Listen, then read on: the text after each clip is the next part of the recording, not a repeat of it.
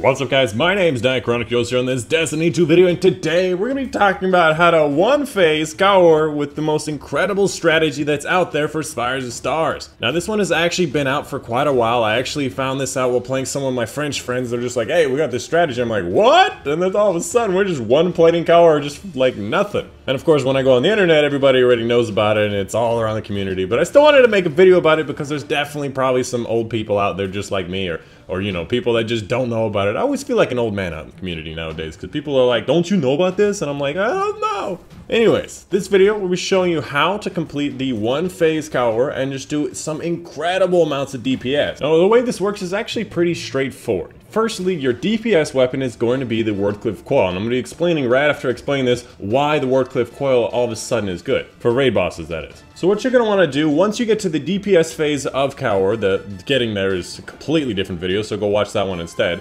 But once you get to the DPS phase of the boss, most people think things like Darcy or Sleeper or Curtain Calls are the best DPS in the game, but they're kind of wrong because recently Wardcliff came out of nowhere. So what you're going to want to do is set up in 2 teams of 3, each with their own Lunafaction Empowering Rift Warlock. These Warlocks will set up on the little boxes on each side of Cower. They will throw down their Lunafaction Rift. One of the Titans will hammer strike into the boss so that he takes 50% more damage from all sources. And then everybody just pull out their Wardcliff Coil on top of their respective Lunafaction Rifts and you start unloading Wardcliff Coil into the boss and you're able to kill him in like a matter of seconds. Even when I did it, I ended up dying because somebody jumped in front of me and we were still able to do it handedly. Obviously after that, then everybody collect the balls, throw it at Cower, and you've won Spires of Stars, one phase, killed him in like a matter of seconds. Now I know what you guys are thinking, wow, Wardcliff does incredible damage, why don't we use it on other bosses? I'm going to tell you right now that that's not actually going to work. Technically, Wardcliff Coil has some of the best DPS in the game because just for the sheer number of rockets that it shoots out, the fact that it's AoE, just the fact that it's an exotic rocket launcher, and it just does such incredible damage. Obviously the biggest flaw is that it's very inaccurate, and it doesn't work in raids. That's right, at some point Bungie realized the Wardcliff Coil was going to be too powerful, and they nerfed it in the raid specifically. If you don't believe me, try going out and trying to hit one of the dogs in the raid with a Wardcliff Coil with like 48 stacks. It does next to no damage.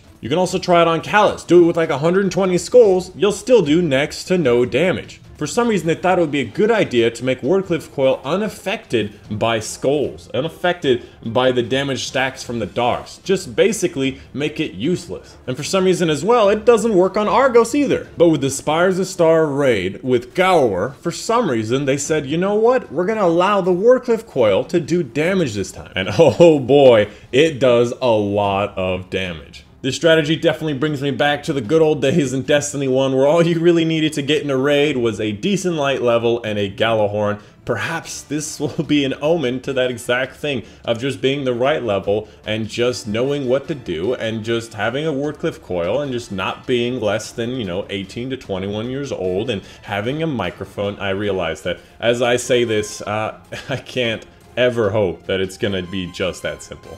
And for those guys out there who can't do the raids for any of those reasons, because you're too young, you're too low of a light level, you don't know what to do, you've never done it before, nobody trusts you, I get it. I really, really do. I get it. I lived 90% of my life being less than like 21 years old. Everybody has always told me my entire life, hey, you're too young to do this, I don't really trust that you can accomplish this task. Whether it's video games or real life, whatever.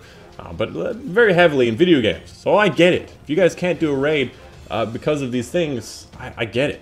But my recommendation is you just keep trying. There's strategies out there to find the right people. There are good people out there who are very nice, who want to help, who are available to help. Anyways, that's pretty much it. I didn't realize I was going to get so hot and heavy, but that's the video. Hopefully, if you guys have any questions, leave them down in the comments down below about the strategy, about that last thing I said. If you want to see more of that recommendation, I have a video out, 385 for raid noobs.